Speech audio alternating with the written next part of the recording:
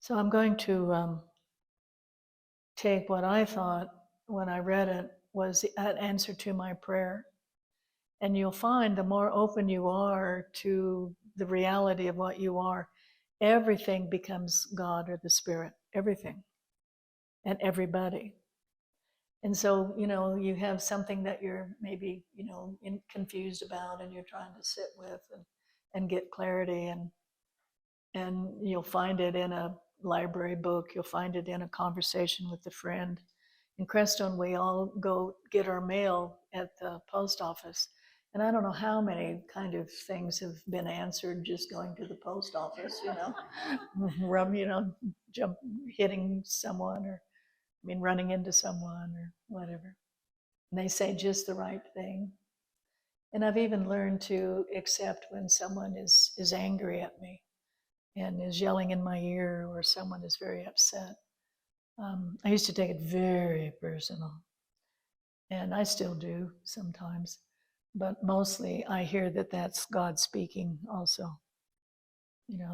That's coming in for something to either give compassion and understanding that I too have that anger and frustration that's coming at me, that false projection, or what that person is saying is helpful to me to hear something that has not been seen and brought to consciousness.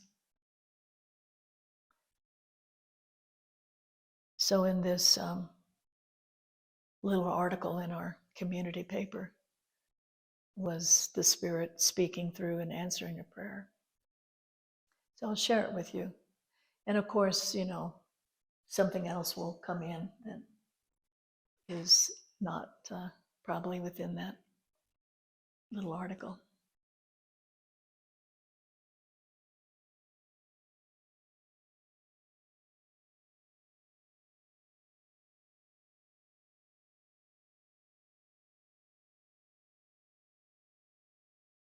So this time, instead of being into the outline of our physical body, the mind image of our physical body, we're going to move out of that.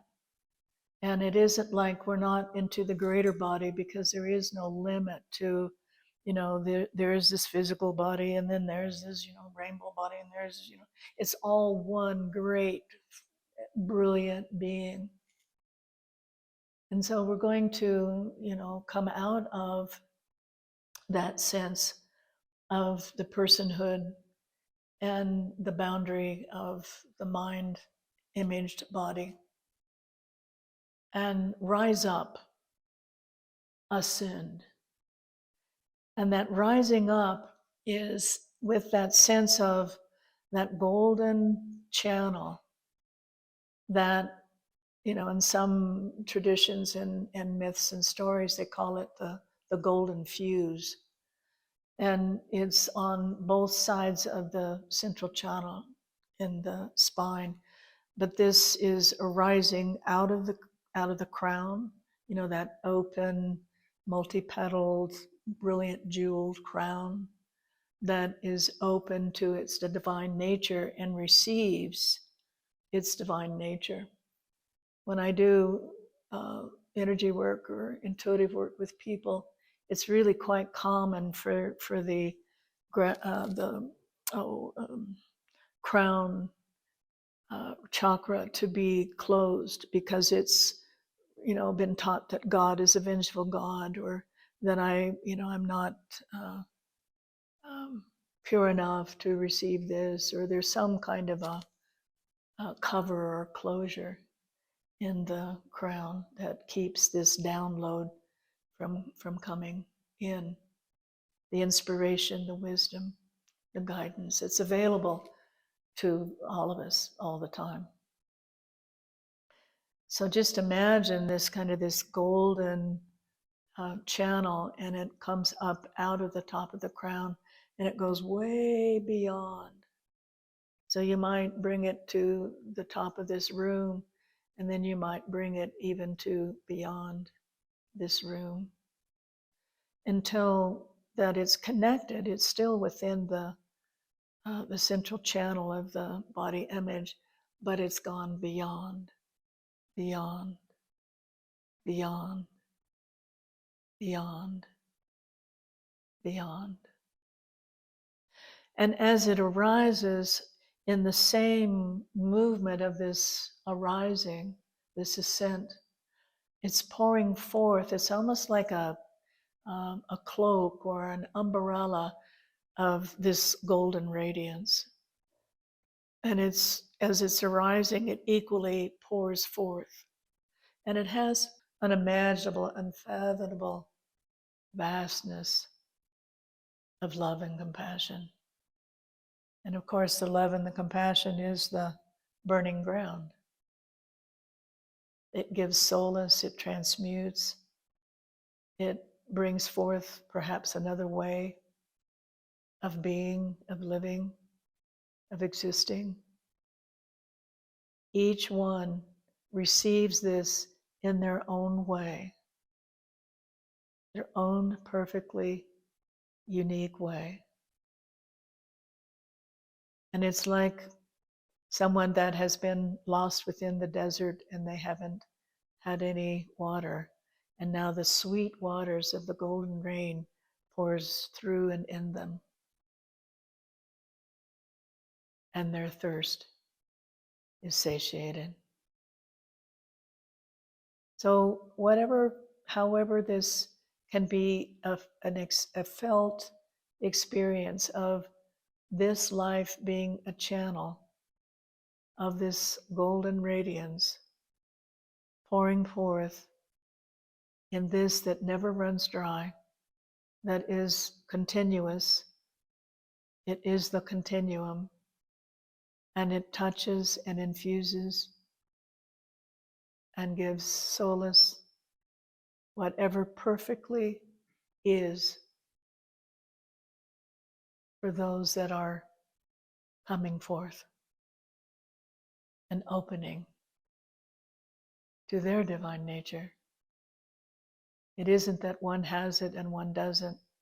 It's just one has realized perhaps that the well is ever flowing and has always been and always will be. And another perhaps that has not quite realized this fountain of love and compassion that is their nature as well. And always underneath, all the way through, and all around is this loving, pouring forth, golden rain of compassion, giving, giving, giving.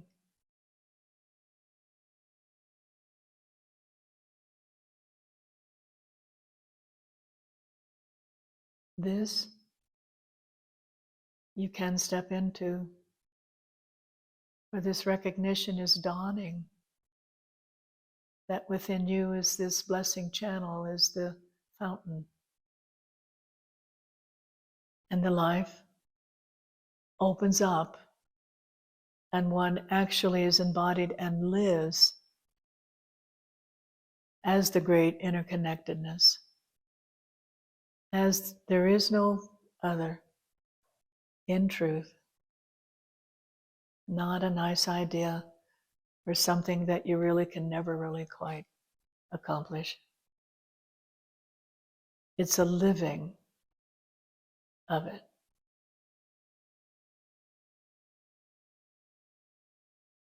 And it multiplies and is of a magnitude and an eternal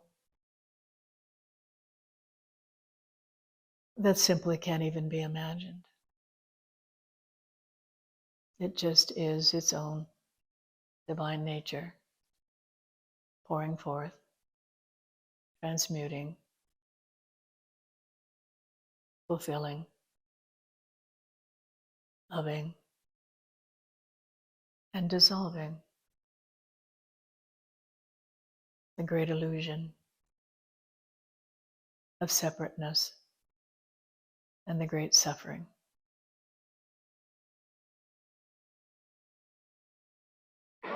All that has happened upon the earth, all the unimaginable horrific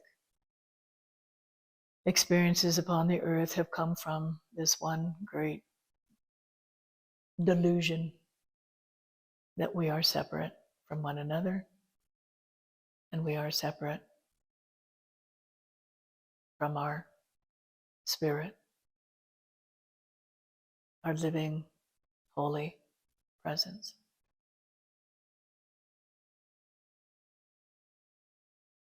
So when you can do nothing else, it just is so overwhelming. Someone in your life is suffering, or you've lost someone, or the very most difficult human experiences of suffering. Remember this and be this blessing channel. And though the human will suffer as it suffers, the reality of its life is this.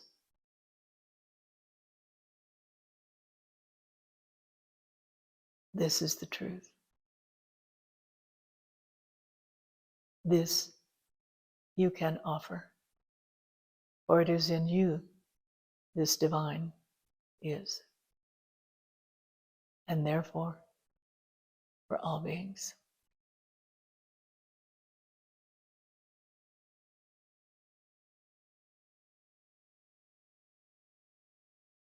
So make it your own.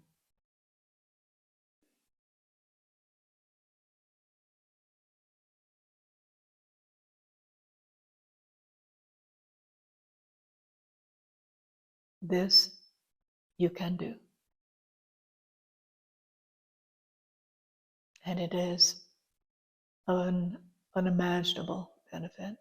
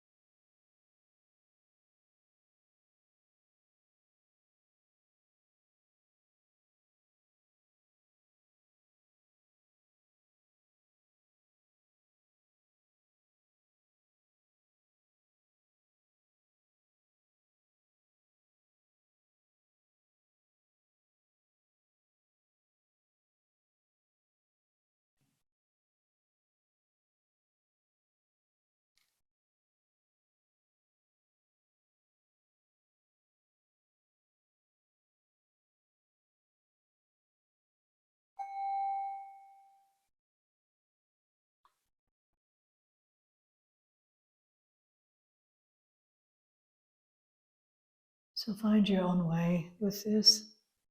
I know here it sort of made peace with just this really strong wanting to be of help in some way that touched more than just one-on-one, just the great arising of suffering on the planet. The story was, they called her the mother, the sweet mother. If you're ever interested, there's a wonderful biography of hers. It's really amazing. And when she was 13, she would awake at the night, and then she would do this ascent. And she called it the Great Cloak. You know, just be this great cloak, and it would go over all of the suffering of humanity. And it went on for, some time for her. 13 years old, she started this work. So pretty amazing. I always say that we now can come together like we can because of the work of the Sweet Mother and Sri Aurobindo. Because their dedication, their purpose of life was to bring the light of consciousness to the very depths of the dark unconsciousness, the very depth of the density, and then transmute. And he did it, all day long, every day until he died, and then continued without the body, because the body couldn't continue. And she kept it on for, I don't remember, but 40, 50 more years. She lived into her 90s. So it was that lightening, that transformation, that I think has allowed us to actually touch our true nature in the way that we are now. I don't know if any of you ever sit with Mother Mira. Yeah. And she felt that she was in the realm that they abided in, and received instructions and connections, and continued the work that they began. So her sole being was just to connect all humans to what they call the great being, the great God. And she didn't care who they were, or where they came from, or what their background was, or anything. It was just touching. And if you've ever sit with her, we're talking touching all the way through. Yeah, kind of darshan. So I find all that interesting. So anyway.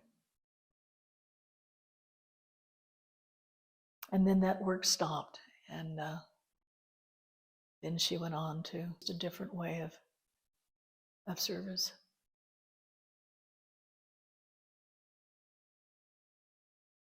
That's the great tragedy, is when you feel isolated and alone and separate, that we are surrounded by this support, by this wisdom, by this dedication. Always. Those that we can see and those that we can't see. Wild travel stories. And it was hard to get to this little tiny town in Germany. So I don't know, after a day and maybe two, and it was just a regular home. And people were sitting in cleaning closets because there wasn't any more room, sitting next to the, brooms and mops and stuff. And she's not a joyful presence, she's very empty. And she'd come out and then, do darshan on everyone there.